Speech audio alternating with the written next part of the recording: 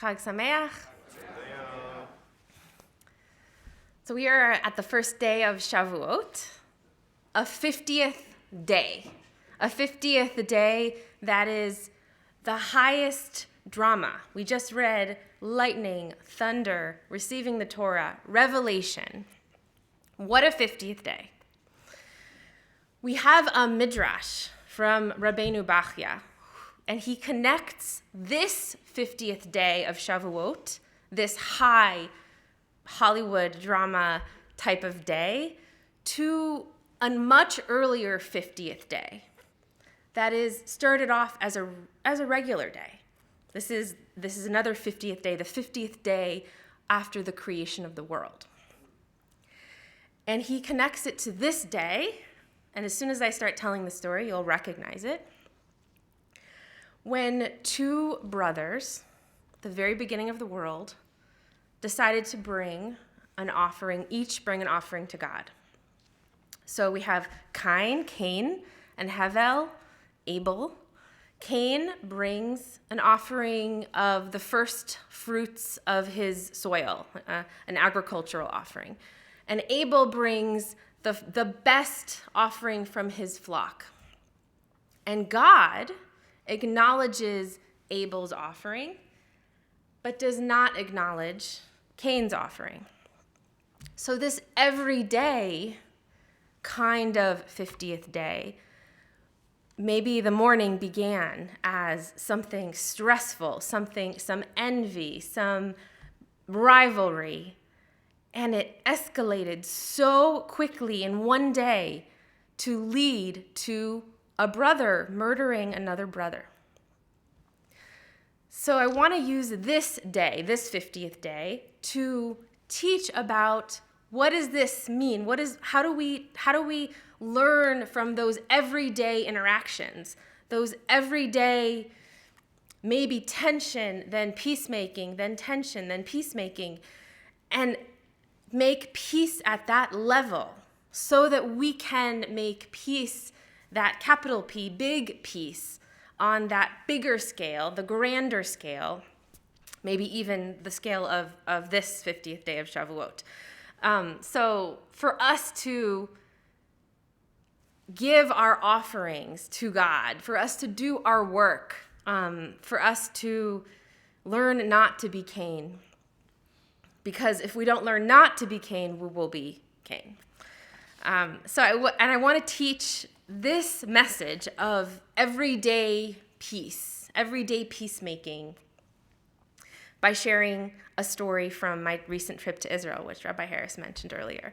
So I was part of a rabbinic mission to Israel with Federation. There were eight rabbis. We went to Israel, and it was really an incredible opportunity to talk to real Israelis and to ask hard questions and to hear their stories. And on one of the days, this was one day, we focused on mixed cities. These are cities that have a mixed population of Arab Israelis and Jewish Israelis. We traveled both to Lod and to Ramla. And we spoke with people directly and heard their stories of how they have been recovering in the past year since May of 2021, when, as you may recall, there was an outbreak of rioting and violence, which was really escalated and connected to other violence in Gaza and Jerusalem. Homes were destroyed, shops were destroyed, sacred places of worship were destroyed. It was a very violent time, and so we were able to talk to residents of these two mixed cities about how they each handled the aftermath of that violent time. So as you can imagine, we heard different sides to the story. In Lod, we met a man named Amin Al-Jamal, who is the director of an organization called Citizens Build a Community. And he took us on a walk through the Arab-Israeli neighborhood of Lod. And he showed us where cars had been lit on fire the year before. And I saw, you can see the dip in the asphalt where a car was burning. You can see that. And there were also just obvious signs that this neighborhood, the Arab Israeli neighborhood of Lod, has been neglected by the city. There are piles of trash on the sides of the street, and it's really, you can tell that this part of the city is not being cared for as well as the other parts of the city. Another image from Lod was two sides of a street at the very edge of that neighborhood.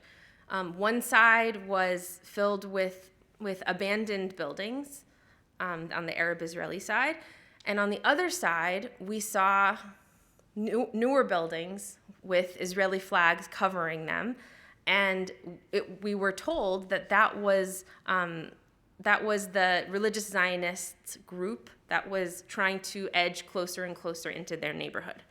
This was their perspective and their words.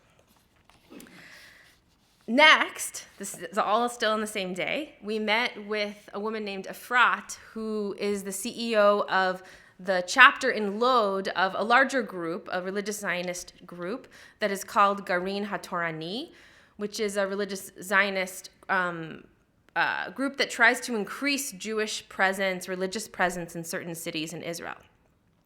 And from her, we heard another fearful voice, another side. She walked us through a Jewish home that had been destroyed the year before. It was totally burned. Everything was destroyed. And they intentionally decided not to repair this apartment, not to rebuild it, because they wanted to be able to show evidence of what happened. And I'll say that I think many of us felt that the presentation was a little bit eerie, a little bit strange, because she seemed proud to show us this scene, and we could see that there was a lot of pain and hurt in her experience. At any rate, this disparity of the two sides of the story and the very clear continuing pain a year later is maybe not surprising to us. If I were listening now to myself, I would maybe say, okay, that's what we hear about happening in Israel often, and it's not surprising that it would be true a year after a violent time.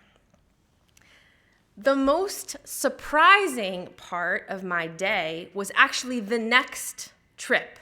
We took a quick bus ride to Ramla, and we saw a completely different version of what could happen not only a year ago, but in the years since. Completely different way of doing what I began this morning by sharing, which is that idea of everyday peacemaking and how to de-escalate conflict in that everyday level in order to avoid things getting worse. So in Ramla, this was really the model of that. In a way that when I think back to that experience, I'll tell you in detail more about it. I almost don't believe it was true because it was so different. We visited a joint Israeli and Arab mediation center, which was an incredible honor. We met with Mino Abu Laban, an Arab Israeli city council member, and he was sitting, we were in a class, it looked like a classroom. We were sitting side by side. We were sitting with him. He was side by side with a woman named Eliza, who actually is the director of this mediation center. So we a bunch of American rabbis walked into the room, and they were already there sitting down. And we could tell immediately from their body language even that they were colleagues, maybe even friends. They were kibitzing and schmoozing before we got in the room. They were relaxed. They were sitting, cross-legged, just in the room, hanging out before we walked in. They were comfortable with each other. And what they shared about the year earlier is that it was a very, very difficult time and a painful time, and they told us how they responded when there was an outbreak of riots also in Ramla, which is that they talked to each other And they walked together through the city in order to show that we were going to be okay. We were going to get through it. So one, we have a politician, a city council member, a representative, and the director of this mediation center, who is and appears to be a religious Jewish woman. They de-escalated relatively successfully so that the violence in Ramla ended much before the violence in Lod. And they said, and I'm paraphrasing it from the Hebrew, they said, we have to work on this every day, not only when the whatever tense event happens. So there was rioting a year ago, but they don't only work on it when there's a riot, they work on it every day. They work on getting along every day. They run a community court, which is like a small claims court, so that they can solve problems before they escalate. They constantly communicate with each other, and they seemed like they did. Interacting with them, we could tell that they knew each other well. And they told us a story, an example from a few years ago when Yom Kippur coincided with the Muslim celebration of Eid al-Adha, which they rarely happen on the same day, but they did. And those two holidays have a very different tone. We know the tone of Yom Kippur, right? Introspective, serious, quiet. People are fasting. The Muslim holiday that occurred on that same day is the opposite. It is a celebratory holiday. It is the kind of holiday where you go to the mosque and pray in the morning and then have a barbecue with your family in the afternoon with music and with celebration. So these two leaders, they anticipated that this would be a problem, and they planned in advance how to manage it. So months before, they started an education campaign to teach their communities about the others' holidays. They made posters, they made other kinds of educational materials. This is what Jews do on Yom Kippur. This is what Muslims do on, and I'm going to look down so I don't get it wrong, on the holiday is called, someone will remember. Did I hear it? Okay, Eid al-Adha. I probably pronounced that almost right. So this is what Muslims do on their celebratory day. They even managed traffic on that day so that in the Jewish part of town there would be blocked off streets where people are walking to shul on Yom Kippur, and in the Arab-Israeli part of town, the Muslims who were celebrating could drive to the mosque, drive home, and have a more moderate version of the holiday that they would normally have.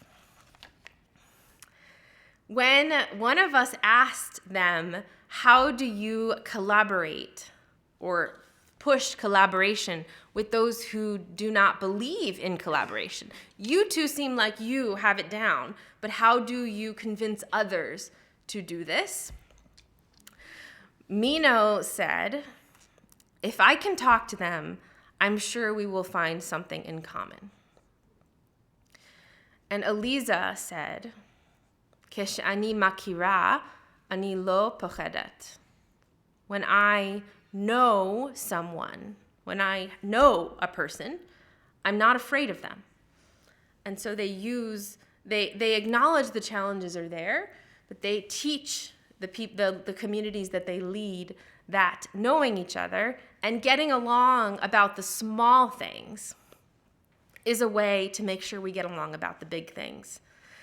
Making sure that we can make peace when at that small level, right? When two brothers are making offerings to God and one is envious of the other. If we can stay there and make peace, then we can, with those everyday encounters, make peace on this grander scale. And maybe we can rewrite this story from our ancient history, that ancient 50th day when Cain murdered Abel.